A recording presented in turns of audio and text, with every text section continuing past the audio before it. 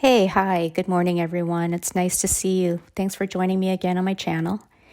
Today, I'm doing something a little bit different in that I'm not doing a random doodle where I start with a shape and I just start filling them in and arriving at something that I hadn't planned in advance. Today, I decided I would just do a drawing with fruits and flowers.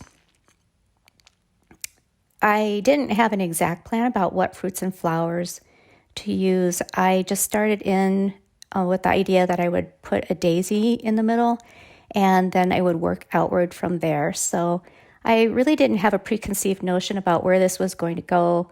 It's very possible this could have ended up with monsters and all sorts of things hidden inside, bugs and things.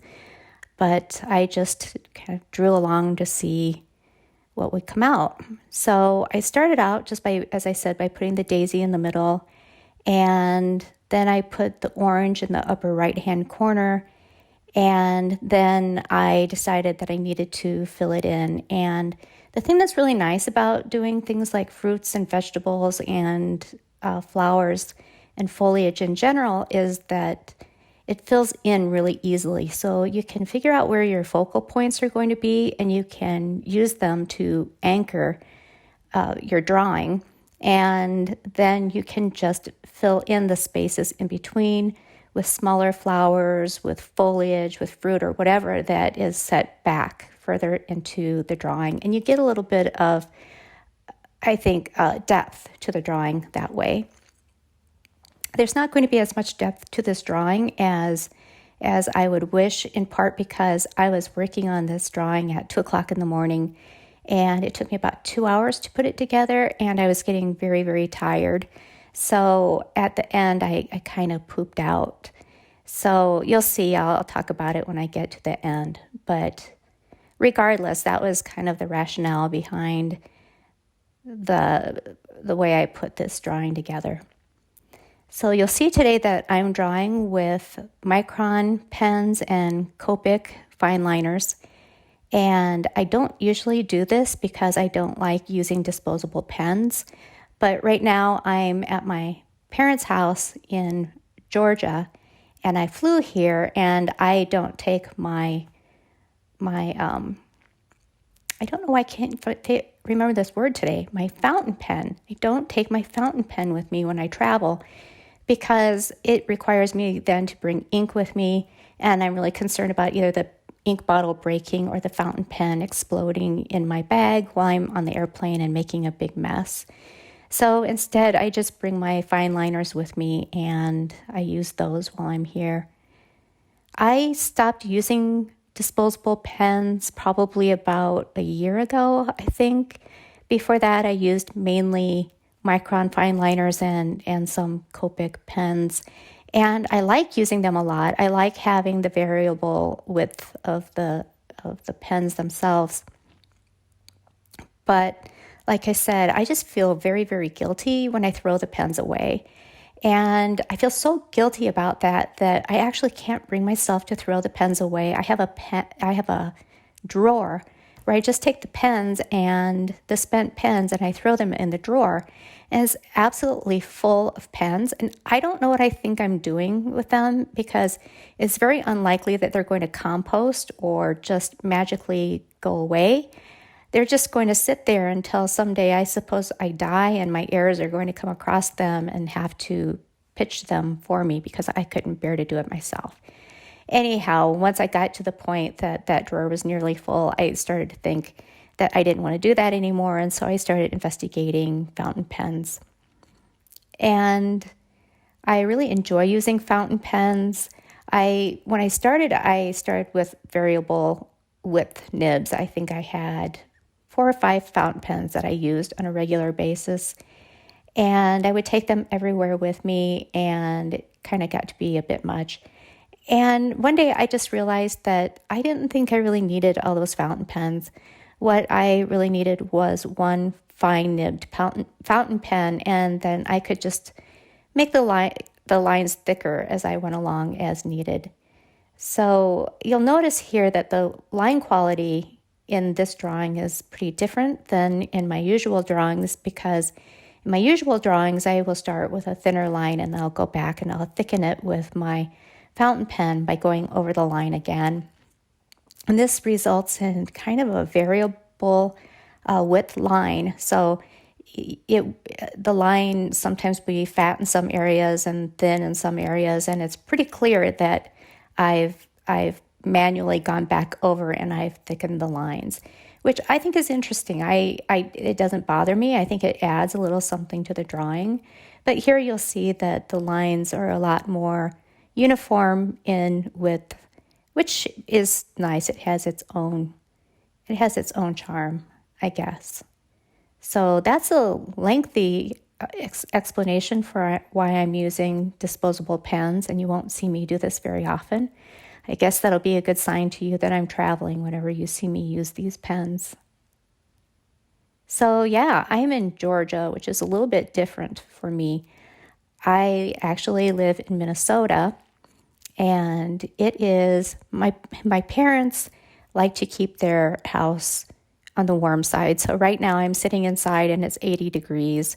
It's very, very warm here. It's warm outside too. It's sunny and dry. And meanwhile, at home in Minnesota, we had a blizzard. And my kids have been out of school for 2 days, and I think we got something like 2 feet of snow. So yeah, I'm returning tomorrow, and I will be going from bright and summery Georgia back home to the cold north. But I've been away for several days, and I'm really looking forward to going home. It's just the small things like, well, okay, I have to say, it's maybe not terribly the small things. My parents are vegan, and I am semi-vegetarian. I don't eat meat a lot, but I'm not super strict. My parents, on the other hand, are so strict that they actually think most vegans don't eat well. They subsist mainly on ground up kale that they grind it up in water and they just drink it. And that's kind of how they get along. It's really incredibly disgusting. So whenever I come here, they go all out and they buy food and they try to feed me. And but because they eat the way they do, it's always very strange, very vegan food. And in the 5 days I've been here, I think I've lost 3 pounds. And I really can't complain about the weight loss, and I can't complain about eating better, obviously.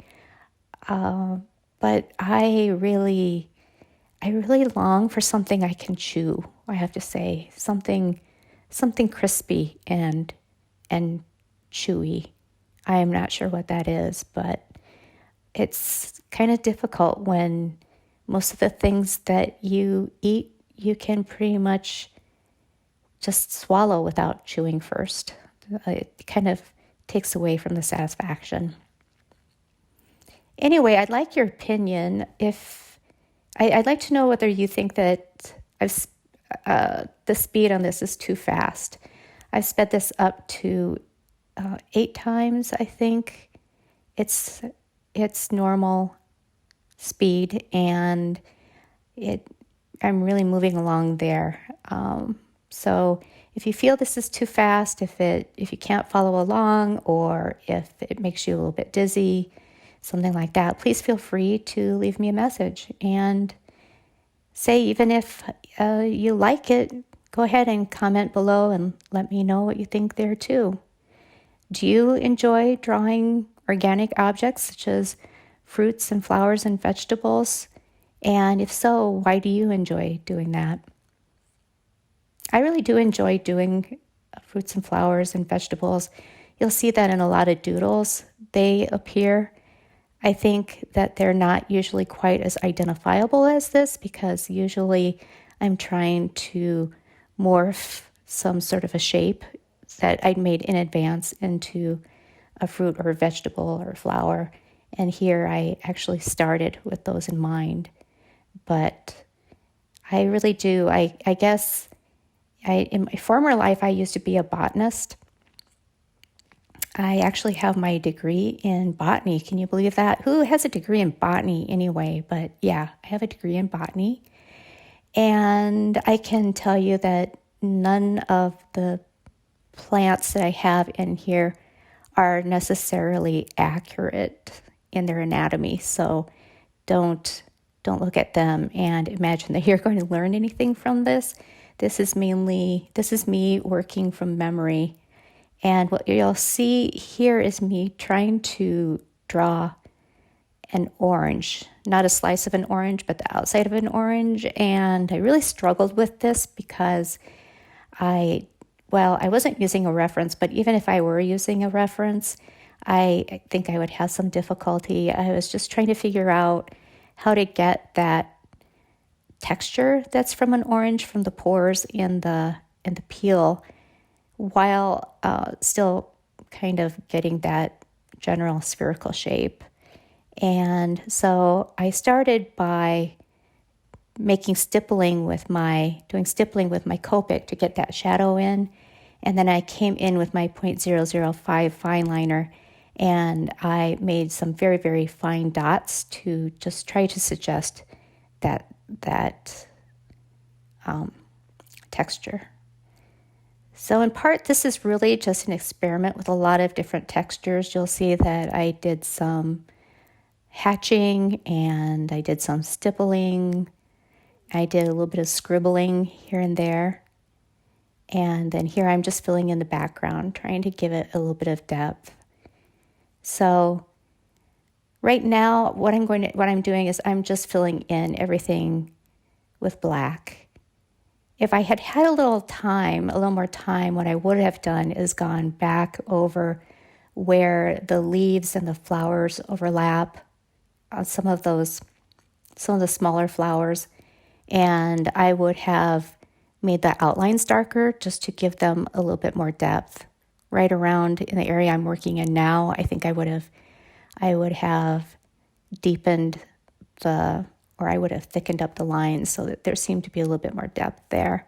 So let me know if you want to see me do that. I'm happy to come back and do another video to finish that and to show you how I would go about that. But overall, I'm pretty happy with this drawing. It's the first drawing I've done in quite a while that doesn't have a bug or something grotesque in it. And I think it turned out rather well. So if you like this drawing and if you like the video, please leave me a thumbs up and subscribe. Stop by and say hi. And if you didn't like it, well, do the same. Thanks so much. Have a good rest of your day. Bye.